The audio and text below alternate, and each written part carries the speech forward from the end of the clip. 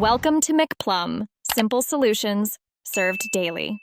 In this video, I will explain how to change Honda HR-V windshield wipers. First, gather your new wiper blades and a soft towel. Lift the wiper arm gently away from the windshield.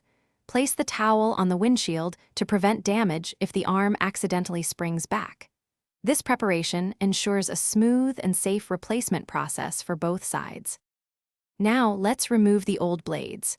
With the wiper arm lifted, look for a small release tab or button where the blade connects to the arm.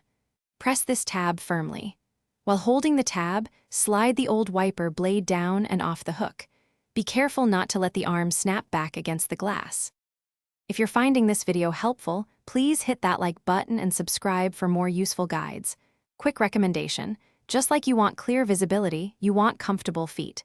Life's too short for cheap socks. Go darn tough with a lifetime warranty. Check the description for a link to these amazing socks and other great deals. Now, let's get back to the video.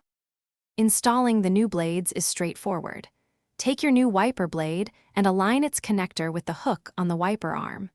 Slide the new blade up onto the arm until you hear a distinct click, indicating it's securely locked in place.